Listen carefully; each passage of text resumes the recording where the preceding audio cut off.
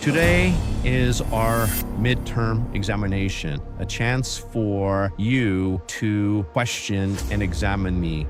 So before we look at the questions for the midterm examination, I want to discuss briefly the ceasefire between the United States and Iran. So yesterday, Donald Trump announced that there will be a 2-week pause through this war and that the United States and Iran will meet in Pakistan to negotiate a possible long-term ceasefire. And what he said that's very important is that he will use the 10-point Iranian plan as a framework to discuss a peace treaty. And as you can see from the 10-point plan, in fact, this is almost a complete U.S. surrender to Iran. The first point is that the United States will guarantee never to attack Iran again. Iran will have complete control over the Strait of Hormuz. Iran can choose to enrich uranium for its nuclear program. All sanctions on Iran will be removed. This is a very big deal. Removal of all secondary sanctions against foreign entities that do business with Iran, and of all United Nations Security Council resolutions against Iran, and of all International Atomic Energy Agency resolutions, compensation, reparations for all the damage the United States and Israel did to Iran, withdrawal of U.S. combat forces from the Middle East, giving Iran control over the Middle East. Now, last, and the most important, is that the United States will also agree to end hostilities against all of Iran's proxies, including Hezbollah and the Houthis in Yemen. So as you can see, this is basically a complete U.S. surrender to Iran, which tells us right away that Donald Trump is not serious. If you go into a shop and you negotiate with the shop owner and you want to sell maybe a book to the guy and you're hoping $400, but because it's bargaining, you think, maybe I just start high. So you save $1,000. Easy $1,000, and the show owner says, yeah, I'll take that deal. There's something wrong here, okay?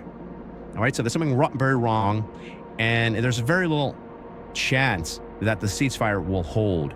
And in fact, we're already seeing news that the ceasefire is being broken, okay? So there are 3 individuals on Twitter who've made some very interesting points.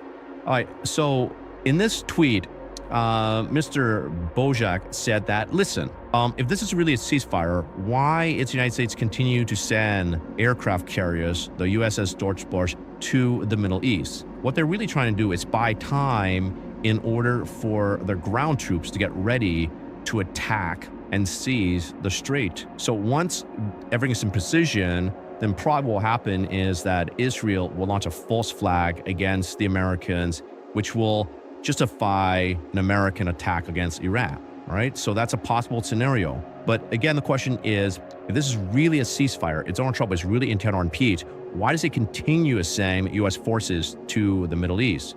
Would you say that there's 31 provinces, and these are 31 cells or units that are all responsible for their own strategy and attack and defense, meaning that there's no longer a centralized command. So it doesn't matter if you negotiate with the leadership of Iran, because the IRGC, the people who are fighting, will not agree to a ceasefire because they do not trust the Americans or the Israelis. So whatever happens in Pakistan will not affect the outcome of the battlefield. And that's a problem of the Mossack defense. Think of the Mossack defense as almost a dead man switch, where if you kill the Ayatollah will tell his people to fight to the end. So the Mossack defense will only come to an end if either Iran is defeated or the Americans are defeated. This thing collapses if there's in between a ceasefire, because in order for the Iranians to implement the ceasefire, they themselves will have to go and control these Mossack units in the provinces, which basically means a civil war, okay? So it's almost impossible, even if Iran were to negotiate a favorable peace deal for Iran to actually implement this peace deal within its military, okay? That's problem number two. Problem number three is the United States continues to have an air bridge through the Middle East. So even though there's a ceasefire, you have these massive movement of U.S. ground troops, of U.S. planes, of U.S. artillery and tanks to the Middle East. So it is really a piece, why is this happening? And another way of saying this is that the political systems of both the United States and Iraq have lost control over the war. Once these militaries start fighting, they are determined to fight to the bitter end. What this tells me, the fact that UN is willing to negotiate a peace treaty probably means that there's a schism or divide between the political leadership in Iran and the military leadership in Iran. And this is going to cause a lot of problems in the future. So maybe before this past month, it seemed as though that Iran had control over the battlefield and Iran was winning it. But then over time, what's ever happened is that fissures will arise in Iran and Iran will start losing the battle more and more as the United States and Israel develop a much more coherent strategy against Iran. Another major issue is that as this war drags on, the world economy is going to suffer, which means that people can no longer drive their cars, and which means maybe a lot of people will also starve. And this means that ultimately public or global opinion will slowly turn against Iran, okay? And even Iran closest allies, Russia and China, will feel the strain of this war and maybe even pressure Iran to end this war. But again, as we discussed previously, because of the way that Iran has structured its military defense, it's impossible for Iran to end this war unless it's either destroyed or it's destroyed the Americans, okay? So this war, this ceasefire, it's only a PR stunt. It will absolutely lead to nothing. All right, the major point of contention is whether or not Lebanon is part of the peace treaty.